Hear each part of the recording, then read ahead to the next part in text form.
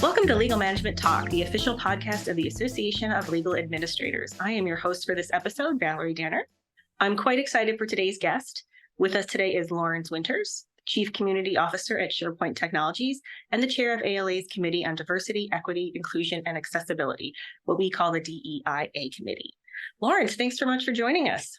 Yeah, thanks, Valerie. I'm super stoked to be here, and I really hope everyone's ready to have their eardrums rainbow-fied, share the love, and hopefully we'll sprinkle some glittery wisdom around. I'm really excited to dive into all this fabulousness together. I am too. And I also just want to note, where are you calling from today? Because when I am on LinkedIn, I like to play, where in the world is Laurence Winters today? Because you're always somewhere fun. Yeah, I always am always on the go here. But today I'm actually coming to you live from New York City. So I'm in my hotel room in the middle of Manhattan, and I'm excited to do this. Awesome. We are so excited to have you today. So as many of you know, DEIA is one of ALA's strategic direction pillars. And last year, the Professional Development Advisory Committee actually suggested we do an article about how to make firms pay more attention to pride. And they're not just through June, but throughout the year for the LGBTQ plus community. And from that the article was born for the May issue of Legal Management. And for those of you who might have read that feature, Laurence was gracious enough to be vulnerable and share his story with us. So I was hoping you could tell us a little bit about that, Laurence. Yeah, of course. As a gay man, Pride Month coming up here in June, right around the corner, it's not just a celebration for me as it is, I'm sure, for many others, but it's a deep personal journey that I've been through. I grew up in a small rural town in Northwest Tennessee, and everybody always asks where, and it's about an hour and a half north of Memphis. My family was extremely religious. We were Southern Baptists, and I was even our church piano player. So, very involved in the church growing up. And I was raised to believe certain things, one of which is that being gay is an abomination. And, as I grew up and I started to notice that, I was attracted to guys, I just remember having such an internal battle with myself over all of those feelings, because I'd go to church, I'd hear, the preacher talking about all these things about, being gay and hearing friends of family and family saying things about people that were gay. And, as I, again, began to develop that attraction to guys that I noticed, I'm just to the point where I would literally come home, I'd go in the bathroom, I'd lock myself in the bathroom, and I would literally just be on my hands and knees, just praying and sobbing, asking God to, not make me feel the way I did, because I knew that if my family found out about it, that it would be really detrimental for me. And, I grew up also, with a neighborhood that didn't have a lot of guy kids. It was all girls. So everybody in the neighborhood was girls, my sister. So I hung out with a lot of girls growing up, and I had a lot of, I guess you could say, like girly tendencies, like my wrists were pretty loose, and, stuff like that. And I remember when I went into middle school, it actually caused me to have, get made fun of a lot of bullying, to the point where, people would ask me, are you a girl? And, people, and growing up, everybody called me LG because I guess I had a problem spelling my name Laurence when I was in kindergarten. So everyone called me LG, which was my first initial and my middle initial. And people would literally say that my name was for a little girl. And even my full name, Laurence George Winters, my initials LGW, people would say that it stood for little gay wad, which again was just another point of bullying for me. So, the only way that I found a way to get around that in school was to literally start dating girls. And that was my real effort to try to help stop all of that, to stop the bullying, and even just from my family's perspective or from the church's perspective, do the right thing by God and my family, etc. And I even remember when I was in 7th grade, I came home from school one day and my dad telling me, he's like, son, I'm going to teach you how to walk like a man. Because I guess he even picked up on the fact that I had a lot of girly tendencies, etc. So, it was I'll say an interesting childhood. And, when I finally went off to college and moved away from home, still in Tennessee, but in Northwest Tennessee, matter of fact, but, I realized that, being out on my own and stuff, that I was like, I don't have all the pressure that I had back home, being that I couldn't be myself because I was worried I'd get kicked out or, cut off and have to do everything on my own or whatever. So I really started to realize that, I had to start living my life the way that of who I really am and be who I really am. And I did that, but I even did it in secret then because I was terrified that my friends in college, even the friends I had growing up from school, and even the people in the fraternity I was in, et cetera, like I was always worried that if they knew, I would just be completely alone. That And had so, to be incredibly difficult for you. oh yeah, it was. And so, and even dating people through college, I started to date guys, but I did it in secret. And this will sound crazy, but I literally would tell people that, because the guy would come around all the time, and I would tell everybody that he was my cousin, because that way it made sense that we were always hanging out, but I didn't have to justify like, why is he always around? And then to me, that made sense. And it sounds crazy, but that's what I would tell people. And, finally, yeah. I mean, you do what you do to survive. And to me, that's just a story of surviving and getting through it. Yeah, yeah. And so, it really came to a boiling point when I was in my early 20s. I moved out to Kansas, and my mom was actually visiting me, and the guy I was dating at the time had pulled me into the bedroom, and he started crying, and he's just like, this is just so much for me. Like, I'm so worried I'm going to say something I shouldn't say in front of your mom. Because, he was just my friend, to everybody and my parents, et cetera. So I finally had said, I can't keep doing this. Like, this is going to continue to happen throughout my life, and I just need to come clean with my parents and everybody. So I did. And, it was a really tough, intense day when I did that. I was 23 years old, but, I just remember my parents being extremely upset, the things that was said to me, how I could have gotten help if I had told them when I was younger, and, all that type of stuff. So, all that stuff is really just burned in my memory, and I'll never forget my mom's reaction and just everything like that. And it truly is my greatest hope that nobody ever has to feel that way. It can just be their true selves and not live in fear or in fear of being disowned or even bullied, because it's really tragic to see that, and even some of the stuff that's going on today, and how it's targeting people, especially kids, to not be inclusive and be appreciative and understanding of diversity. Thank you for sharing all that. I know that's not easy. That's a lot of trauma that you went through, and to come out on the other side now and be wanting to help other people in that position, it's very commendable. So thank you. Yeah. Well, and I would say, just to kind of bring it back to my original point, I think that, this is why, for me, pride it's personal, right? Because I view pride as, it's like a radiant beacon that really guides us through all the shadows of discrimination and really empowers us to be our authentic selves and unapologetically about it, right? It's a time where we can all stand tall, we can stand hand in hand with all the shared history of struggle and triumph, and just remind the world that love does not know any bounds, and that our existence is a testament to resilience, to courage, and the pursuit of equality. And Pride Month really represents the unwavering spirit that has really propelled the LGBTQ plus community forward, where from challenging all the societal norms, demanding acceptance and inclusion. And it's really a reminder that our identities are not a source of shame, but rather a source of immeasurable pride, paving the way for a more compassionate and inclusive future. You mentioned a lot about being authentically yourself and how important that is. And in the article, there was a stat that 20% of Gen Z is LGBTQ plus.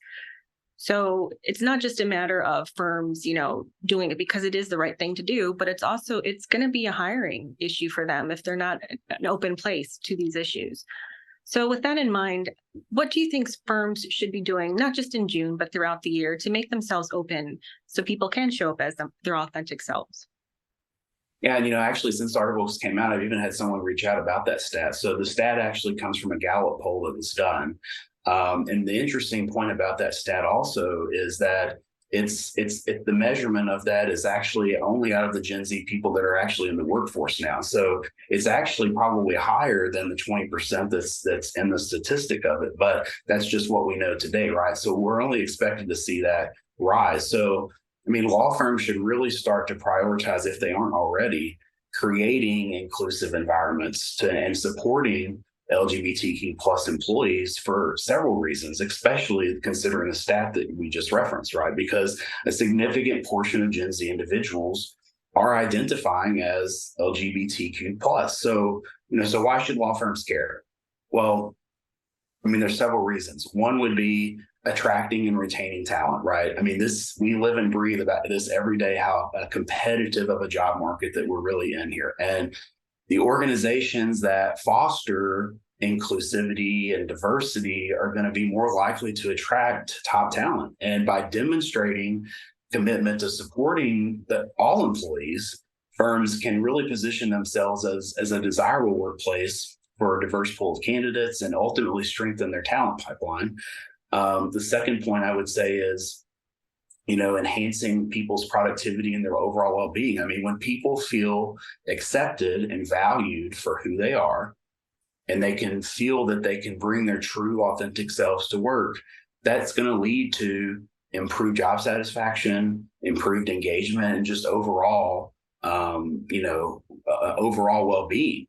The third thing I'd say is being able to expand your client base and your reputation. I hear all the time from our clients how the firms that they're at, their clients are more increasingly all the time expecting them to have and provide statistics around who do they work with as a firm? Because there are clients that are expecting their firms that they do business with to reflect their own values and embrace diversity. So by promoting LGBTQ plus inclusivity, law firms can really attract clients who prioritize working with organizations that champion those same values. And even taking a stand for LGBTQ rights can enhance a firm's reputation because, if you're doing that, you're going to attract like-minded clients who appreciate a firm's commitment to social progress. And of course, there's all the legal and compliance considerations around why firms should do this also, and the social responsibility and the ethical obligation that firms have to really, promote equality, fairness, and justice, because that's what law firms are about. And they should be upholding that and promoting it and contributing to societal progress and to make a positive impact beyond their just immediate sphere of influence. Along those same lines, what's it feel like to be your authentic self at work now and getting to be who you are? It's wonderful. I mean, it's nice to go into work. I don't really worry about what someone thinks about my personal lifestyle, what I do, what I say. And it's just, and again, I think, as I said, for me, it improves my overall well-being. I don't stress about it. I have improved productivity because I am motivated to work because I enjoy what I do. I love what I do, and I feel supported in that sense. So, I think it's a wonderful feeling to have that you can be your authentic self and do that every day, not just at home, but also at work.